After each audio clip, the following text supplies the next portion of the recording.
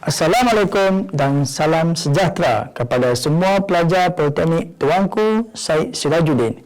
Saya Azman bin Mat Hussein selaku Ketua Unit Peperiksaan Politeknik Tuanku Syed Sirajuddin Perlis berharap pelajar-pelajar berada dalam keadaan selamat dan sihat walafiat. Pada masa sekarang ini, kita masih lagi dalam tempoh PKP 3.0 dan diharapkan kita semua dapat mematuhi segala SOP yang telah ditetapkan oleh pihak MKN sebagai langkah pencegahan COVID-19. Sukacita dimaklumkan dengan mengambil kira situasi pandemik COVID-19 yang tidak menentu. Sekarang, bahagian peperiksaan dan penilaian JPPKK telah bersetuju agar peperiksaan akhir atau penilaian akhir sesi Disember 2020 dilaksanakan melalui penilaian alternatif atau PAP.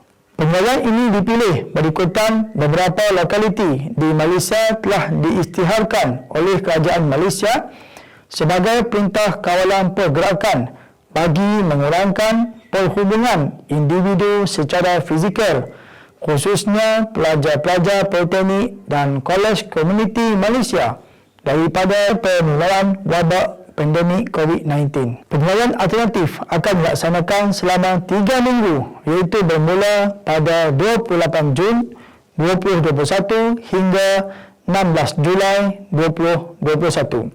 Apa itu penilaian alternatif? Penilaian alternatif PAP adalah suatu bentuk penilaian lain yang digunakan untuk menggantikan peperiksaan akhir secara bersemuka yang dijalankan pada sesi sebelum ini.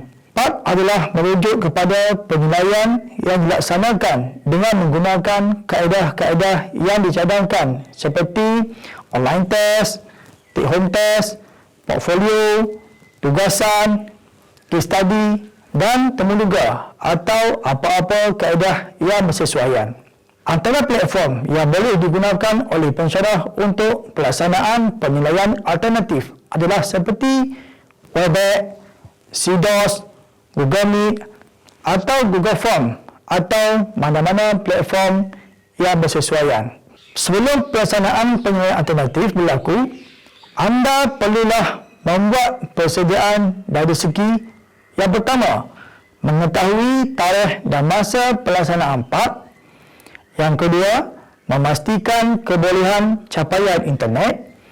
Yang ketiga, mendapat maklumat tentang platform yang akan digunakan daripada pensyarah.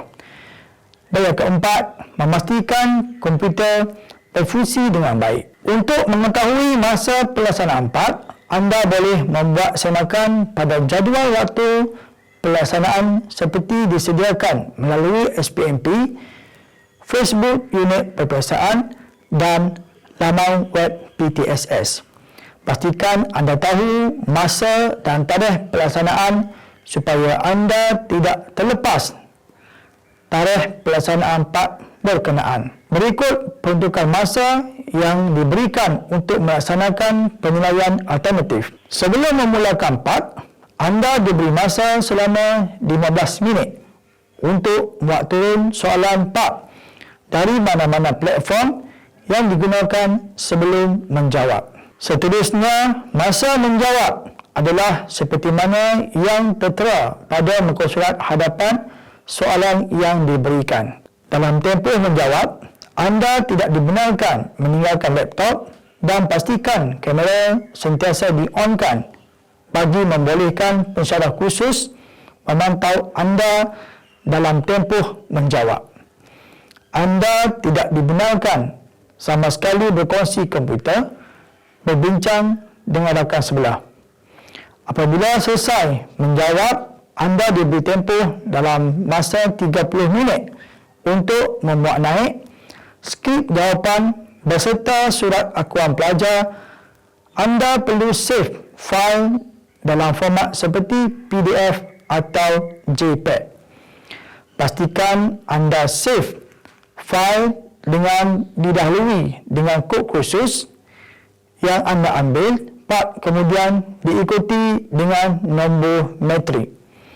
pastikan skrip jawapan anda di-scan dan di-save dalam satu fail dan tidak secara berasingan. Ini adalah contoh panduan upload skrip jawapan dan surat akuan pelajar. Pelaksanaan penilaian alternatif. Kaedah peperiksaan online menggunakan platform mengikut kesesuaian pensyarah khusus. Syarat dan peraturan. Rujuk syarat dan arahan-arahan penilaian alternatif sesi Disember 2020. Kehadiran. Kehadiran wajib diambil sebelum penilaian bermula.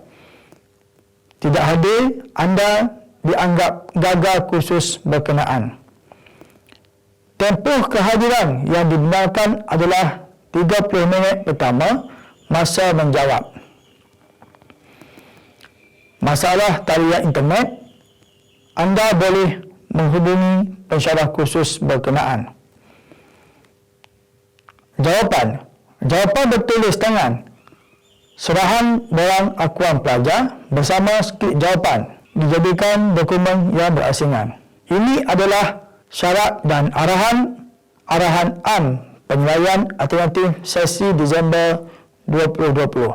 Sekiranya pelajar dilanda musibah, mohon pelajar maklumkan kepada pensyarah khusus untuk dimaklumkan kepada unit peperiksaan. Seterusnya, pelajar perlu membuat permohonan untuk dipertimbangkan untuk menduduki penilaian part khas. Sekiranya pelajar mempunyai masalah talian internet, pelajar perlu memaklumkan perkara tersebut lebih awal kepada penasihat akademik untuk dimaklumkan kepada unit peperiksaan untuk tindakan seterusnya bagi membantu pelajar agar dapat menggunakan internet untuk melaksanakan PAP. Ini adalah barang akuan pelajar. Pelajar boleh buat turun terlebih awal menerusi SPMP dan laman web PTSS. Pelajar perlu menurunkan tanda tangan pada barang akuan pelajar dan memuat naik ketika penyerahan skrip jawapan pelajar pada tarikh penilaian berlangsung.